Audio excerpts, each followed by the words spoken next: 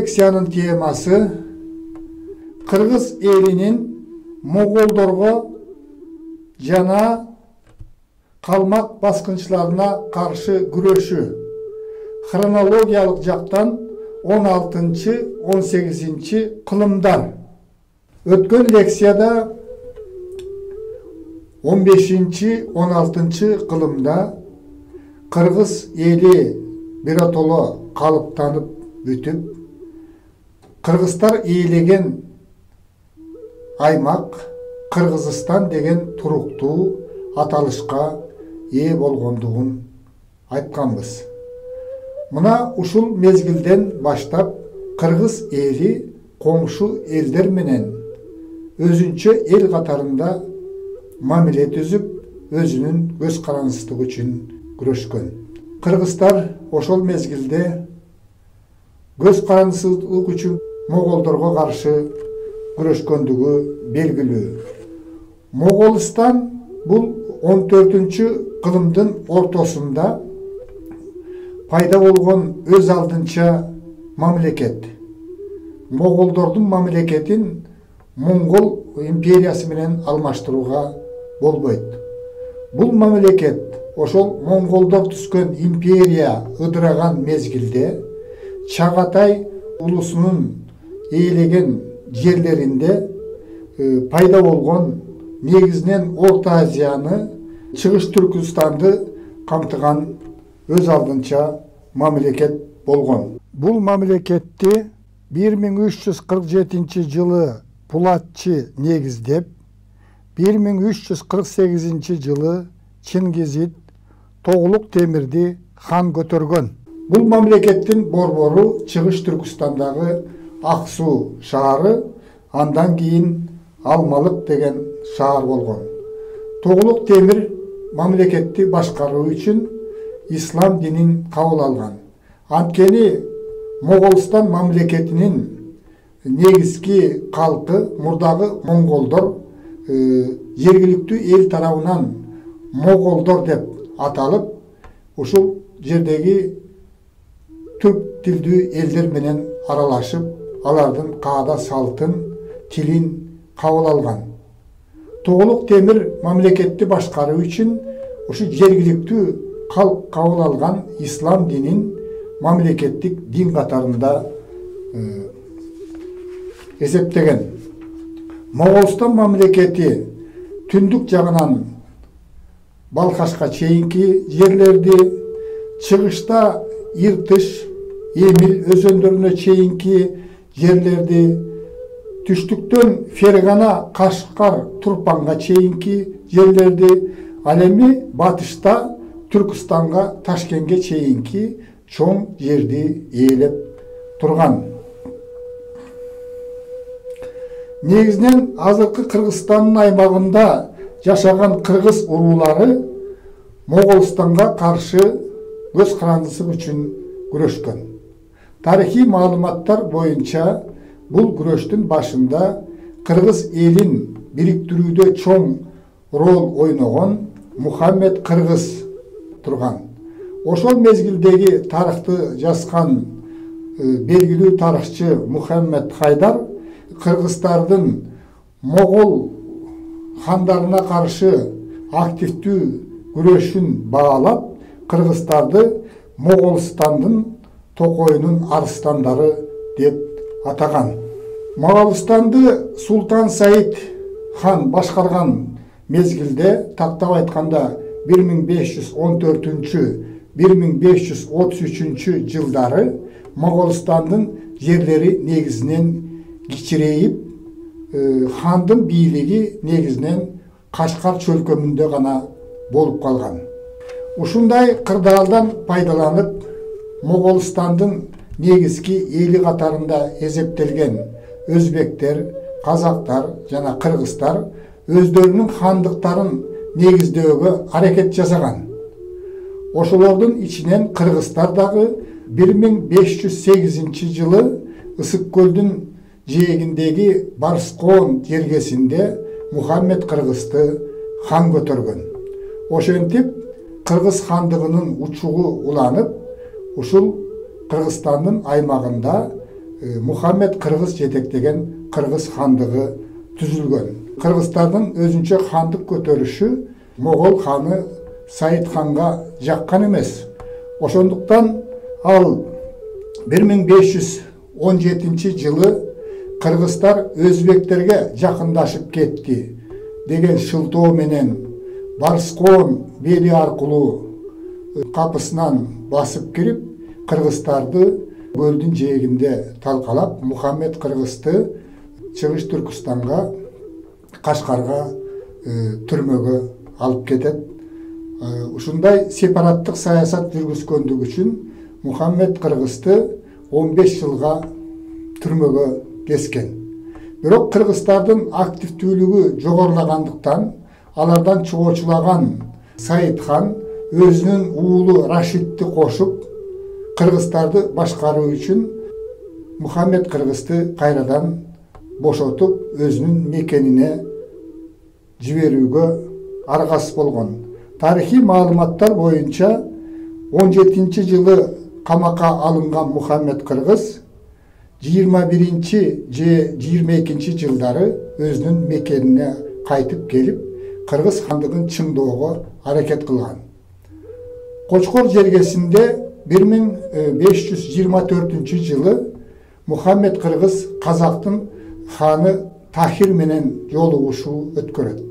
Эки элдин биригип кетишинен чоочулаган Моголдун ханы Сайыт бул жолу дагы аскер жиберип, капысынан Мухаммед Кыргызды экинчи жолу туткунга алып, Кашкарга алып кеткен.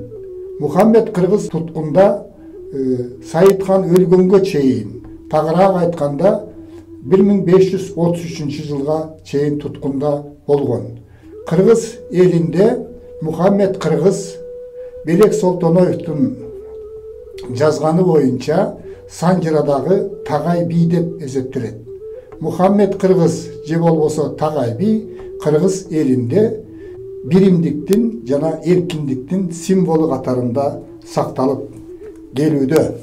Мухаммед Хайдардын жазганына караганда Султан Сайыттын тушунда моголдор азайып отуруп 30 миңдей гана могол калган.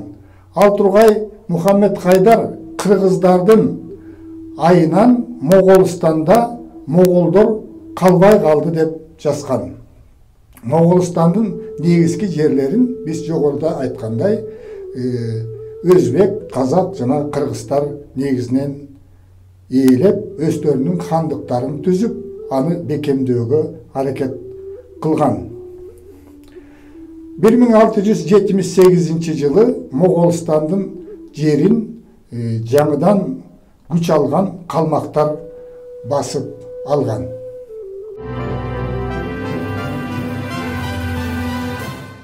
Кыргыздардын калмак баскынчыларына каршы күрөшү жөнүндө айталы. Ошентип моголдордун, тагыраак айтканда Чыңгыз хандын урпактарынын эзүүсүнөн кутулган түрк элдери, анын ичинен кыргыздар жаңы коркунучка дуушар болгон. Монгол империясынын, азыркы Монголиянын батыш тарабында жашаган монгол тектүү урууларды түрк элдери байыркы заманда эле калмактар, ойроттор деп атаган. Монгол элинин сол канатындагы урууларды бириктирген калмактар акырындык менен күч алып, адегенде Ойрот хандыгына биригишип, бул 15-кылымда болгон окуя. 16-кылымда Тыргоот, Хоршут, Дербет, Чорос деген уруулары өзүнчө Дөрбөн ойрот, 4 ойрот деген мамлекеттик биримдикке бириккен. Ушундан кийин алар батышты көздөй жылып, кыргыз казактардын жана өзбектердин жерине чоң коркунуч туудура баштаган. 17-кылымдын 1-жарымында калмак баскынчылары жылып отуруп Иле дарыясына чейин жетип келген. Мына ошол мезгилде биринчи кезекте кыргыздар менен казактар биригишип калмактардын баскынчылыгын токтотууга аракет кылган. 17-кылымдын 1-чейрегинде кыргыз казактардын биримдигин Эшим хан жетектеген.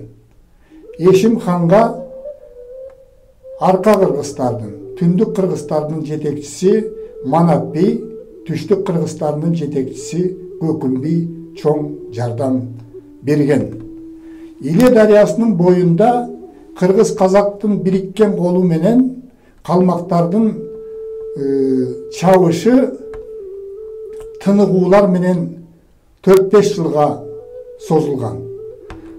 Ушундан кийин 1627 жылы калмактар Сибирди көздөй чегинүүгө аргасыз болгон.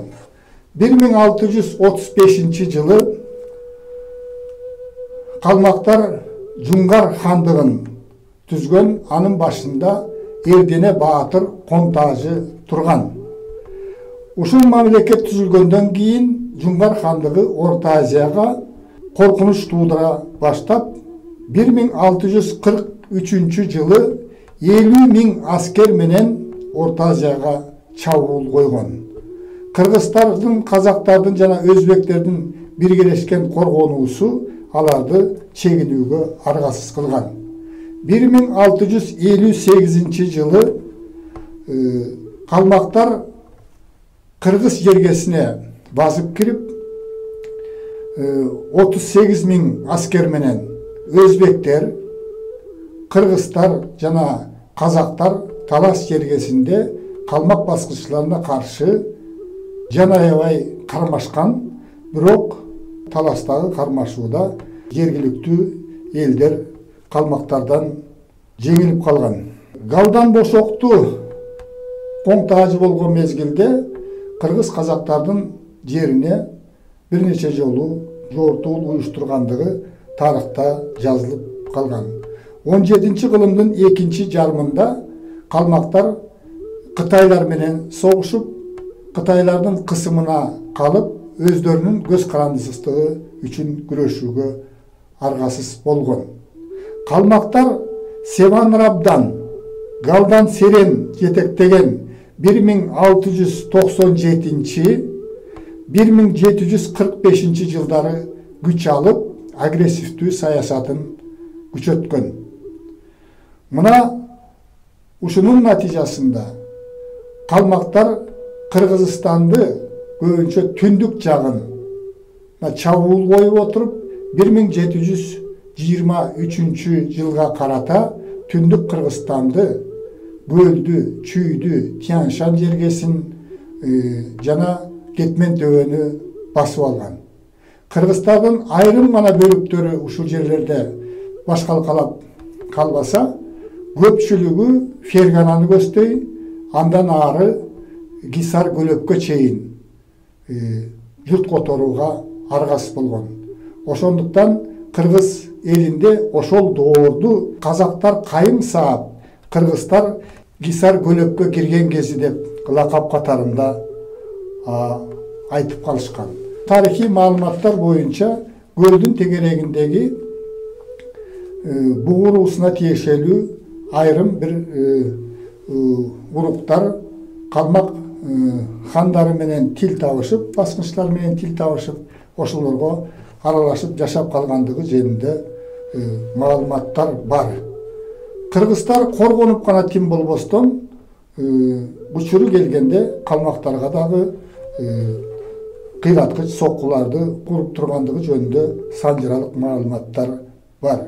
1748-1749 жылдары калмактар менен Кыргыздардын ортосунда чоң салуулашуулар болуп, Зайсан Доржи, Лама Доржи жетектеген калмак колу кыргыздар менен казактардын биргелешкен колунан жеңилген. Ушул окуялардан кийин Орта Азиянын элдери калмактардан бошонуу саясатын күчөткөн. Кыргыздардын калмактарга каршы күрөшүнүн башында кийинки мезгилде Маматкул бий, Тынай бий, Жанболот, Качыке, Кошой, Ныша, Эр Табылды, Эр Солтоной, Бердике Баатыр, Атаке Баатыр жана башка белгилүү адамдар турган. 1757-58 жылдары калмактар Кытай тарабынан чоң соккуга кабылып, айрым маалыматтар боюнча калмактардын жарымы, айрым бир маалыматтар боюнча 70% кырылган. Аман калгандары Россияга барып баш калкалаган. Ошентип 1758 жылы Орта Азия элине ал тургай Кытайга тынчтык бербей келген согушчан Жуңгар хандыгы талкаланган. Мына ушундан кийин Кытай басып алган жерине жаңы чек, болбосо Синьцзян деген ат коюп, ушул Чыгыш Түркістан Кытайдын карамагына өткөн. Чыгыш Түркістанды басып алгандан кийин Кытай генералы Чахой калмактарды кубаламыш болуп Санташ аркылуу Ысык көлгө кирип келген. Бирок бул жердеги кыргыздар генералдын армиясына соккуруп кубалап чыккан. Чыгыш Түркістан Кытайга өткөн соң, анда жашагысы келбеген кыргыздардын бир бөлүгү Кыргызстанга көчүп келе баштаган.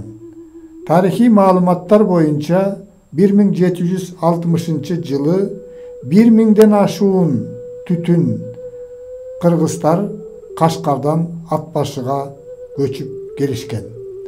1759 жылы Кытайлар Кыргызстандын түштүгүнөн кирүүгө аракет жасап 9000 аскерин жөнөткөн.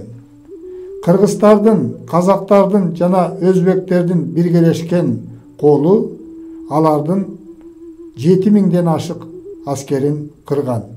Ошентип Орта Азиядагы 3 бир тууган эл, тагыраак айтканда кыргыздар, казактар жана өзбектер, адегенде Могол хандарына каршы бирге турушуп, эркиндик үчүн күрөшкөн. Андан кийин Орта Азияга коркунуч туудурган калмактарга каршы дагы 3 эл биримдикте туруп, күрөштүн натыйжасында өзүнүн көз карандысыздыгын сактап калган.